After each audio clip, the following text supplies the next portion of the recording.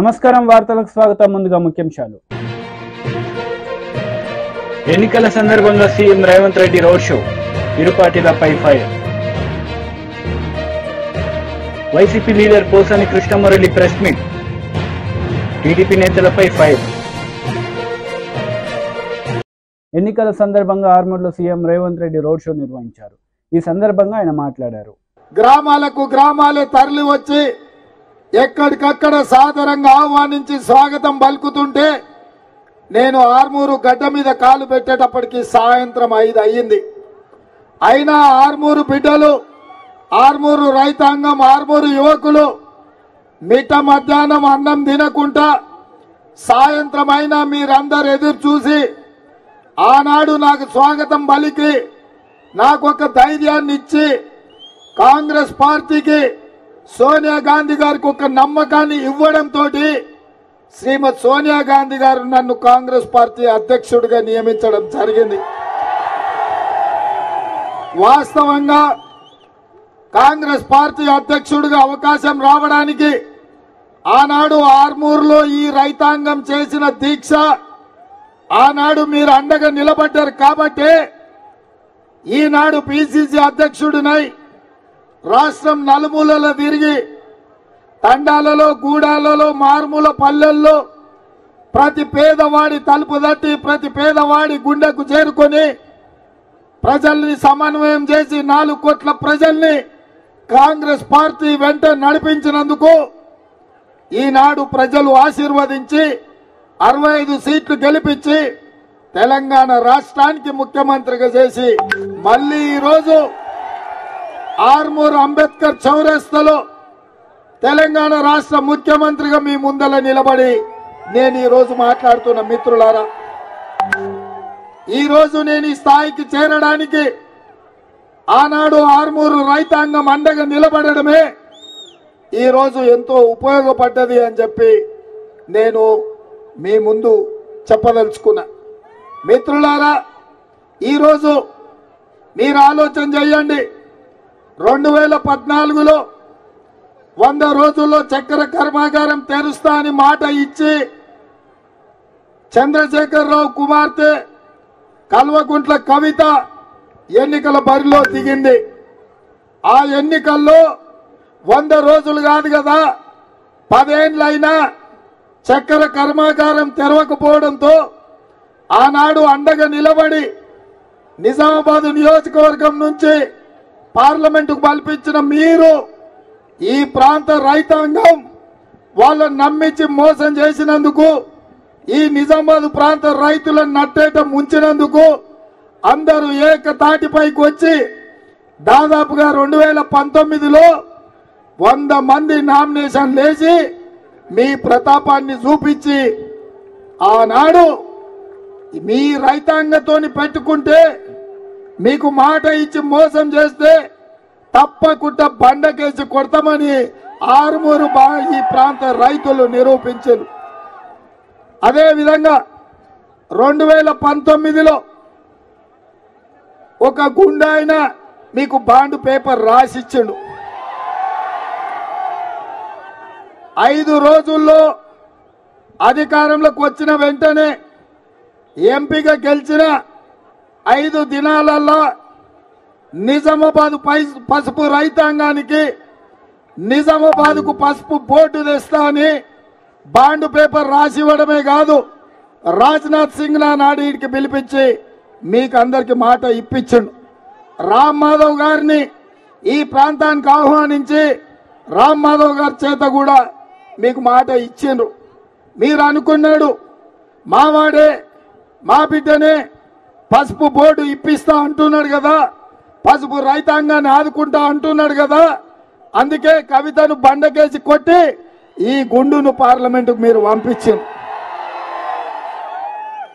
నేను ఇవాళ మా ఆర్మూరు యువకుల్ని నేను అడుగుతున్నా, 5 ఏళ్ళు అయిపోయింది, మోడీ ప్రధానమంత్రి అయి 10 ఏళ్ళు అయిపోయింది, మళ్ళా ప్రధానమంత్రి గారు వచ్చి టీడీపీ ఎమ్మెల్సీ అశోక్ బాబు మీడియా సమావేశం నిర్వహించారు. ఈ సందర్భంగా సీఎం జగన్ పై ఆయన మండిపడ్డారు.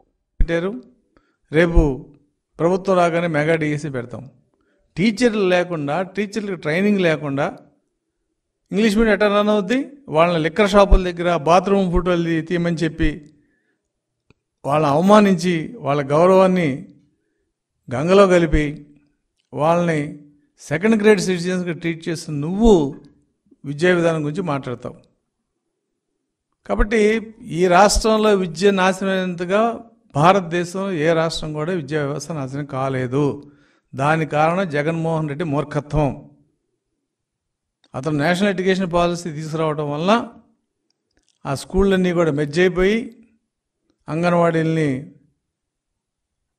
ప్రైమరీ స్కూల్స్గా, ప్రైమరీ స్కూల్స్ హై స్కూల్స్గా, 2 కిలోమీటర్లో ఉండాల్సిన స్కూళ్ళన్నిటిని కూడా ఎక్కడో పెట్టి పిల్లలు ఎవరు స్కూల్కి వెళ్ళలేని పరిస్థితుల్లో అందరూ ప్రైవేట్ స్కూల్కి వెళ్తే, దగ్గరలో ప్రైవేట్ స్కూల్కి వెళ్తే ఇవాళ ఎడ్యుకేషన్ సిస్టమ్ మొత్తం కొలాప్స్ అయింది. డిఎస్సి లేదు. ఇంకా 5 రోజులు నువ్వు పెట్టేదేంటి, చచ్చేదేంటి? ఈ రకంగా విద్యా వ్యవస్థ నాశనం చేసింది నువ్వు. అసలు ఇంగ్లీష్ మీడియం గురించి నువ్వు మాట్లాడతావేంటి? నీకేం హక్కు ఉంది? ఓ జీవో ఇస్తే అయిపోద్దా? ఆ జీవోతో మేము కూడా ఇచ్చాం. ఆల్ మున్సిపల్ హై స్కూల్స్ వాటిలో ఇంగ్లీష్ మీడియం కావాలని చెప్పి పెడితే నారాయణ గారి టైంలో టీచర్ సంఘాలు వచ్చి రిక్వెస్ట్ చేసినాయి. సార్ ఇలా సడన్గా పెడితే ఎట్టా, మా ట్రైనింగ్ సిలబస్ అంతా ఇంగ్లీష్ మీడియంలో ఉండాలి, మాకు ట్రైనింగ్ ఇవ్వాలి, నెక్స్ట్ అకాడమిక్ ఇయర్ నుంచి పెట్టుకోండి, మాకు అబ్జెక్షన్ లేదంటే దాన్ని వాయిదా వేయడం జరిగింది. ఇవాళ నువ్వు జీవో ఇచ్చావు, అయిపోయింది, నీ బాధ్యత అయిపోయింది. ఇంగ్లీష్ మీడియం పెట్టేసాం, ఇంగ్లీష్ మీడియం పెట్టేసాం, ఇంగ్లీష్ మీడియం పెట్టేసాం. దానికి టీడీపీ అడ్డుపడుతుంది. ఇంత దుర్మార్గమైన ప్రచారం బహుశా రాజకీయ వ్యవస్థలో ఎక్కడ చూడలేదు. ఇక మూడోది ఆరోగ్యశ్రీ. ఇవాళ 1500 కోట్లు నెట్వర్క్ హాస్పిటల్స్ బాకీ ఉన్నామని చెప్పి వాళ్ళు లెటర్ ఇచ్చారు. ASHA, association of speciality super speciality hospitals. నువ్వు 1500 కోట్లు బకాయి ఉన్నావు కాబట్టి ఆ 15 కోట్లు చెల్లిస్తేనే మేము ఆరోగ్యశ్రీ ట్రీట్మెంట్ చేస్తామని చెప్పి. ఇది ఇవాళ సమస్య కాదు. ఎంప్లాయీస్ ఈహెచ్ఎస్ ఆపేశారు. ఎప్పుడైతే జగన్మోహన్ రెడ్డి ప్రభుత్వంలోకి వచ్చాడో 1 నెల, 2 నెలలు, 3 నెలలు అది సక్రమంగా నడిచింది. అక్కడి నుంచి డబ్బులు ఇవ్వకుండా వాళ్ళు ఆపేయటం, గవర్నమెంట్ పిలిచి బెదిరించడం, లొంగకపోతే ఒక 500 కోట్లు 400 కోట్లు ఇచ్చి ఇదిగో డబ్బులు ఇస్తున్నాం, మీరు కంటిన్యూ చేయండి. అలా ఆరోగ్యశ్రీని ఏ రోజున కూడా సవ్యంగా నడిపిన దాఖలా లేవు. ఇవాళ టీడీపీ ఏం చెప్తుంది? ప్రతి కుటుంబానికి రాష్ట్రంలో అంటే ఆర్థిక స్థాయితో సంబంధం లేకుండా ఒక మెరుగైన ఇన్సూరెన్స్ స్కీమ్, అంటే ప్రతి కుటుంబానికి 25 లక్షల రూపాయల వరకు ఇన్సూరెన్స్ స్కీమ్ తీసుకొస్తాము. ఎవరు కూడా జేబులో రూపాయి, నువ్వు 1000 రూపాయలు దాటితే ఆరోగ్యశ్రీ పెడతా ఉన్నావు, ఎక్కడ పెట్టిందా? నా కేసే నేను చెప్తున్నాను. నేను సర్జరీ చేయించుకుంటే అది దాదాపుగా 4 లక్షలు అవుతే నాకు 1,60,000 మాత్రం వచ్చినాయి. ఎందుకంటే అన్ని ప్యాకేజీ రేట్లకి హాస్పిటల్స్ ఎవరు చేయట్లా. వాళ్ళకి లాభం వస్తే చేస్తున్నారు. డెంటలు, మోకాలు కీలు మార్పిడి, ఐలో కొన్ని ఏదైతే ప్యాకేజ్ మాకు పర్లేదు, డబ్బులు వర్కౌట్ అవుతుంది అనుకుంటే ఆ ప్యాకేజ్ చేస్తున్నారు, మిగతా ప్యాకేజ్ చేయట్లేదు. వైసీపీ లీడర్ పోసాని కృష్ణమురళి మీడియా సమావేశం నిర్వహించారు. ఈ సందర్భంగా ఆయన మాట్లాడారు. 6,000 ఎప్పుడు వస్తాయి? 5-6 నెలలు వస్తాయి. మళ్ళీ ఎప్పుడు వెయిట్ చేస్తారు ఈ పేదోళ్ళు? మళ్ళీ 5 ఏళ్ల తర్వాత మళ్ళీ ఎలక్షన్లు వస్తాయి, అప్పుడు మనకు డబ్బులు వస్తాయి కదా అని అప్పటిదాకా వెయిట్ చేస్తూ ఉంటారు. ఒక జీవోత్సవాల్లాగా. ఇది వద్దు, పేదవాడు జీవోత్సవం కాదు, పెద్దవాడు జీవోత్సవం కాదు అని చెప్పి ఈ పథకాన్ని ప్రవేశపెట్టాడు. దీనికి అన్ని చదువులు కానీ, విజ్ఞానం కానీ, నాడు నేడు అన్నా కానీ, ఆరోగ్యం అన్నా కానీ, మీ ఇంట్లో బట్టలు లేవు, అన్నం లేదు, కూడు లేదు, గుడ్డ, ఇన్ని చూసి ఈ పథకాలు ప్రవేశపెట్టాడు. మీరు అనుకుంటున్నారు పంచుతున్నారు అనుకుంటున్నారు. నేనంటున్నాను, అర్బన్లో ఉండే మహానుభావులు, డబ్బున్న వాళ్ళు, ధనవంతులు, ముఖ్యంగా చెప్తే ఎగ్జాంపుల్ మా కమ్మ వాళ్ళు కూడా, అలాగే డబ్బున్న కాపు మహారాజులు కూడా అదే టౌన్లో ఉంటూ మీరు కూడా ఎంతో మందికి లక్షల రూపాయలు పంచుతున్నారు కదా పేదలకి. పేదలు, నేను కమ్మవాణ్ణి, అరే ఊళ్ళలో మనకు అమ్మవాడు ఉన్నాడు, వీడు బాగా చదువుతున్నాడు, వీడి డబ్బులు లేవు అని వాడికి 10,000 5,000 ఇచ్చుకుంటూ ఈ మనం ఇస్తే వాడు చదువుకొని మనలాగే పెద్దాడవుతాడు కదా అని వీళ్ళు డబ్బున్న కమ్మవారు డబ్బు లేని పేదవాళ్ళకి, డబ్బున్న కాపు నాయకులు రాజకీయ నాయకులు కాదు, గుంటూరులో ఉన్నారు చూడండి, మన మహానుభావుడు గుంటూరులో తులసి రామచంద్ర ప్రభు, అతను కొన్ని వందల కాదు వేలాది మంది కాపు కుర్రోళ్ళకి, అమ్మాయిలకి అబ్బాయిలకి తన సొంత డబ్బులతో లక్షల్లో చదివిస్తున్నాడు. అలా మీరు డబ్బులు ఇస్తున్నారు కదా. అలాగే నేనే ఎగ్జాంపుల్, నేను ఇక్కడికి పేదవాడిని, నేను 7th క్లాస్ పెద్దకాకంలో చదివా. ఆ తర్వాత భయం, మా నాన్న బరిగుడ్లు తిప్పుతాడేమో, పొలంలో కూలీకి పంపిస్తాడేమో అంటే మా నాన్న నా ముఖం చూసి బాధపడి ఈ ఆడ బాగా చదివితే బాగుండే తీసుకెళ్లి మోతాడకలో పెట్టాడు. తెలుసు మీకు మోతాడకి, ఇక్కడ అమరావతి రోడ్లో. అక్కడ అయిన వాళ్ళు ఇట నా బిడ్డను చదివించండి, నేను డబ్బులు ఇవ్వలేకపోతున్నానంటే ఆ దయతో 10th క్లాస్ చదివా. 10th క్లాస్ మంచి మార్కులతో పాసే, దగ్గర 1st క్లాస్తో. మళ్ళీ మా నాన్న ఎదురుగా నుంచుంటే మా నాన్న మళ్ళీ నా ముఖంకు చూశాడు. నేను ఇట్ట తలుపుతుంటే మళ్ళీ నేను బరిగుడ్లు కాపిస్తాడేమో అంటే మళ్ళీ తీసుకెళ్లి జేకేసీ కాలేజీ స్టూడెంట్ ఎంకేఆర్ గారు, మరుపూడి కోటేశ్వరరావు గారు, మా పెద్దకాకని మా నాన్నకి తెలుసు. అరే కోటేశ్వరరావు, వీడు బాగా చదువుతున్నాడు రా, మా దగ్గర డబ్బులు లేవు, నువ్వేమైనా సహాయం చేస్తావా? వాడు నాకు వదిలేయి సుబ్బారావు. ఆయన నన్ను తీసుకెళ్లి జేకేసీ కాలేజీలో జరిపించారు. ₹1 కూడా మా దగ్గర లేదు, ప్రామిస్లీ ఐఎమ్ టెల్లింగ్ యూ, ₹1 కూడా లేదు. అక్కడి నుంచి గుజ్జనగోళ్ళు ఉంది గుంటూరులో, ఎక్కడో జేకేసీ కాలేజీ, మా ఊరు పెదకాకని. ఇక్కడి నుంచి బస్ ఎక్కి వెళ్ళాలి, బస్ స్టాండ్ లో దిగి మళ్ళీ బస్ ఎక్కి జేకేసీ కాలేజీకి వెళ్ళాలి. ₹1.5 ₹2 రోజు అవుతాయి. మా ఇంట్లో పావలా కూడా లేదు. ఎట్టా అంటే పాప ఆ ఎంకేఆర్ గారు నన్ను కమ్మ హాస్టల్లో చేర్పించాడు. కమ్మ హాస్టల్లో చేర్పిస్తే కమ్మ హాస్టల్లో అంత డబ్బులు మనం ఎక్కడ కడతాం? కమ్మ హాస్టల్లో నర్సాపూర్లో మాజీ సీఎం కేసీఆర్ రోడ్ షో నిర్వహించారు. ఈ సందర్భంగా ఆయన ప్రసంగించారు. కోతలైనవి కల్లాలైనవి ఇప్పుడు రైతు బంద్ వేస్తా అంటారు. ఇంతకన్నా పెద్ద జోక్ ఇంకేమైనా ఉంటుందా? కాబట్టి నేను అనేది ఏంటంటే, ఒక తల లేకుండా తోక లేకుండా ఈ ప్రభుత్వం అనేక రకాలుగా తెలంగాణను నష్టపరుస్తూ ఉంది. కరెంటు కోతలు పెట్టడం వల్ల హైదరాబాద్ నగరంలో పరిశ్రమలు వెళ్ళిపోయే పరిస్థితి ఉంది, ఐటీ ఇండస్ట్రీ దెబ్బతినే పరిస్థితి ఉంది. మన నర్సాపూర్ ప్రాంతానికి వస్తే బ్రహ్మాండంగా నేను కోమటి బండల నుంచి ప్రత్యేకమైన లైన్ వేయించిన, మంచినీళ్ళు బాగా రావాలని, కాళేశ్వరం ప్రాజెక్టుతోని నర్సాపూర్ లింక్ కావాలని, ఇక్కడ 1,50,000 ఎకరాలకు నీళ్లు రావాలని మన శంకరంపేట నుంచి కాలువలు తవ్వుతా ఉన్నారు. అవన్నీ మీ కళ్ళ ముందట్నే ఉన్నాయి. మల్లాన్న సాగర్ నుంచి ఒకసారి నీళ్లు రావడం మొదలైతే నర్సాపూర్ బంగారు తునుక అవుతుంది. దాన్ని మనం ఇవాళ ఈ కాంగ్రెస్ ప్రభుత్వం చేస్తుందనే నమ్మకం నాకు లేదు. దానికోసం ఆ కాలువ పూర్తి కావాలి, మల్లన్న సాగర్ నుంచి బ్రహ్మాండంగా నర్సాపూర్కు నీళ్లు రావాలి అంటే ఎంపీగా వెంకట్రామరెడ్డి సార్ గెలవాలి. ఎందుకంటే మనందరం కలిసి యుద్ధం చేస్తే తప్ప ఈ ప్రభుత్వం నీళ్ళు ఇచ్చేటువంటి ఆచారంలో లేదు. మనకు అర్థమైతా ఉంది. ఏ ఒక్క హామీ నెరవేర్చలే, ఇంకా నెరవేర్చే ఆశ కూడా లేదు. మనకు ఇబ్బంది కలుగుతా ఉంది. అటు విద్యార్థి లోకాన్ని గోల్మాల్ చేసినారు, అన్ని రకాలుగా కూడా ఇబ్బందుల పాలు చేస్తా ఉన్నారు. కేసీఆర్ ఎన్ని రకాలుగా నర్సాపూర్ అభివృద్ధి చేసిండో మీకు తెలుసు.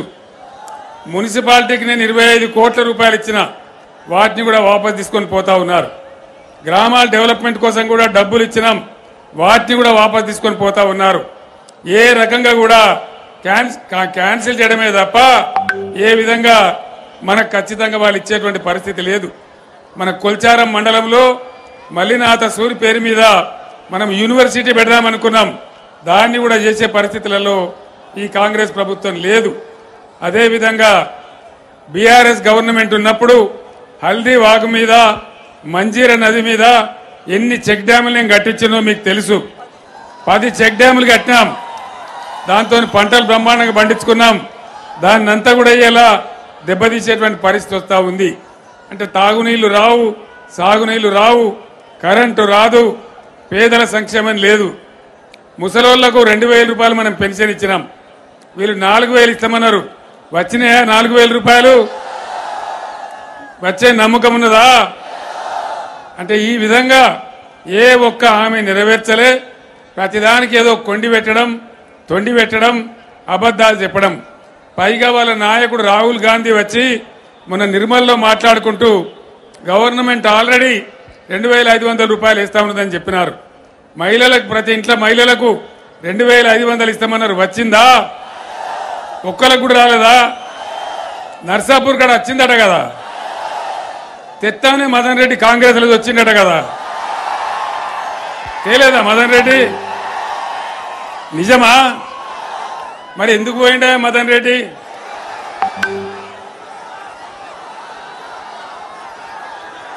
పైచలక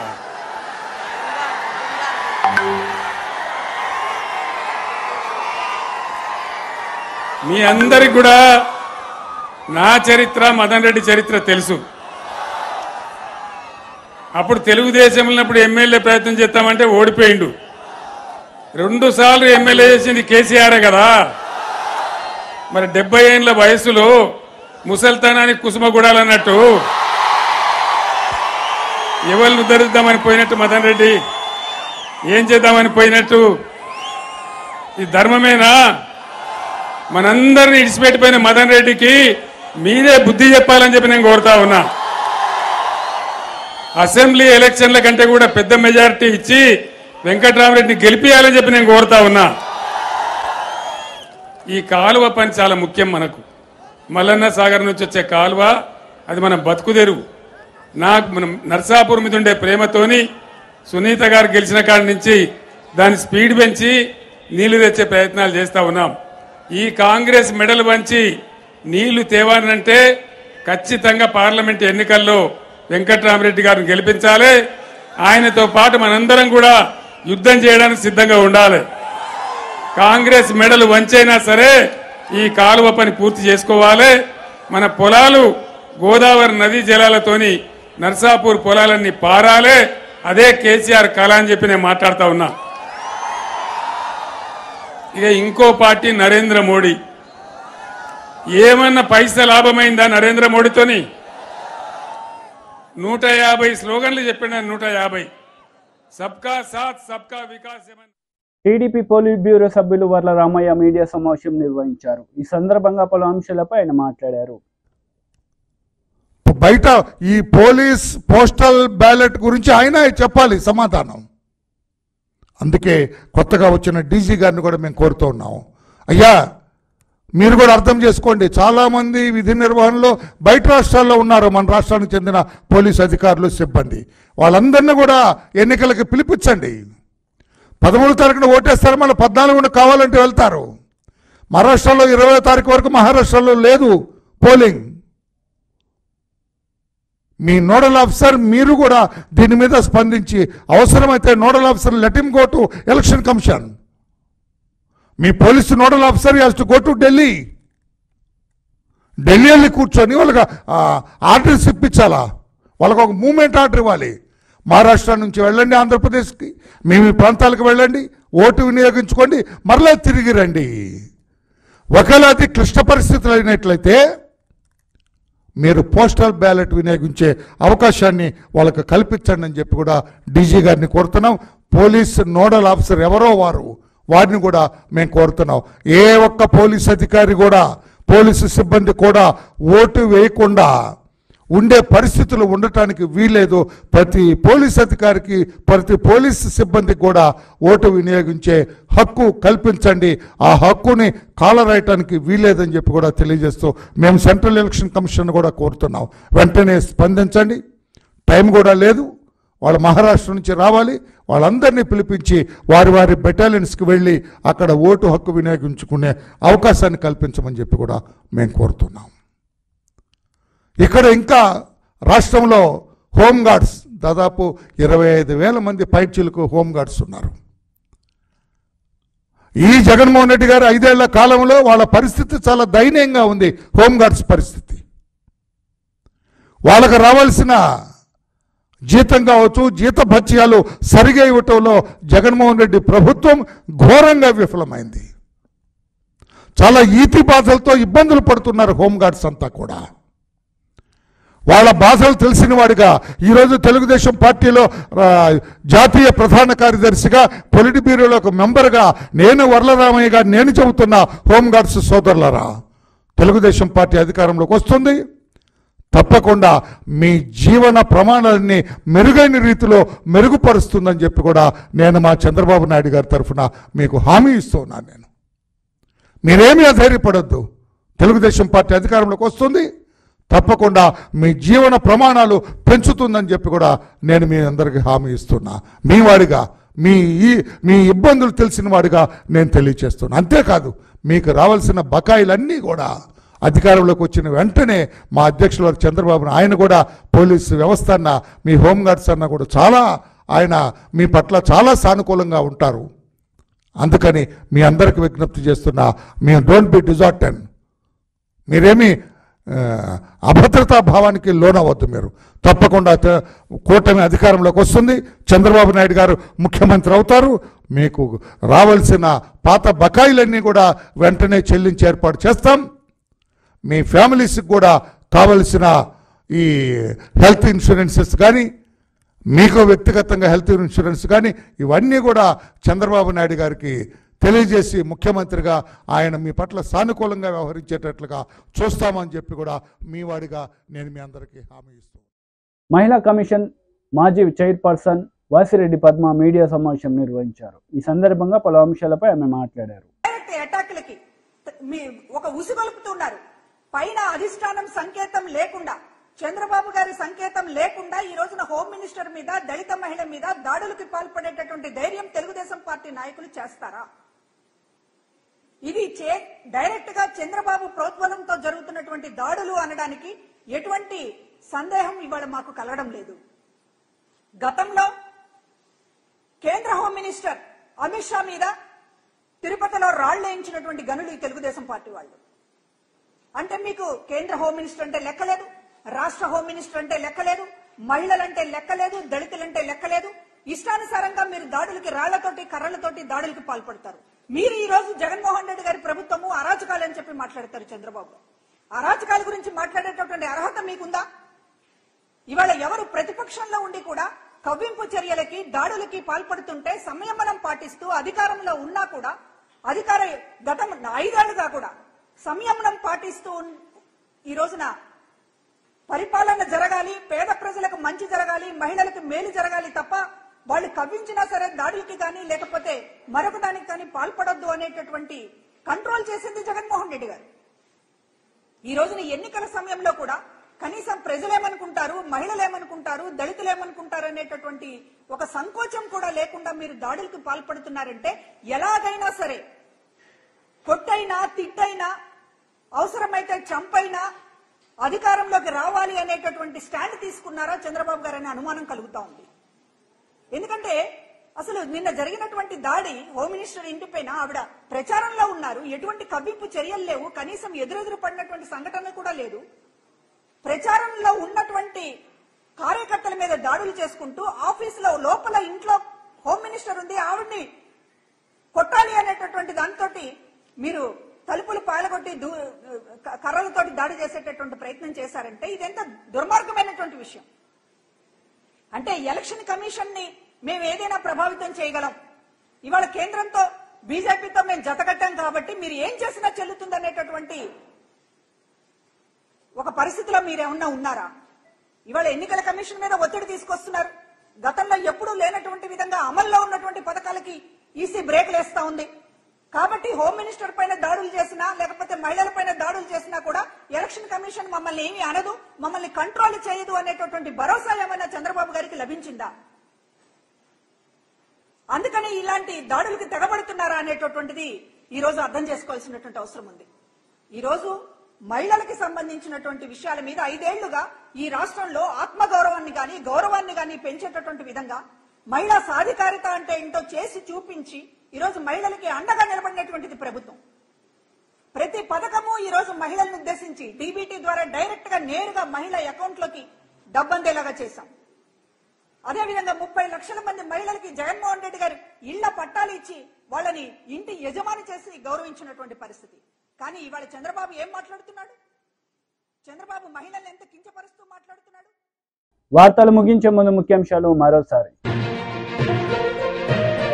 ఎన్నికల సందర్భంగా CM Revanth Reddy road show, ఇరు పార్టీలపై ఫైర్.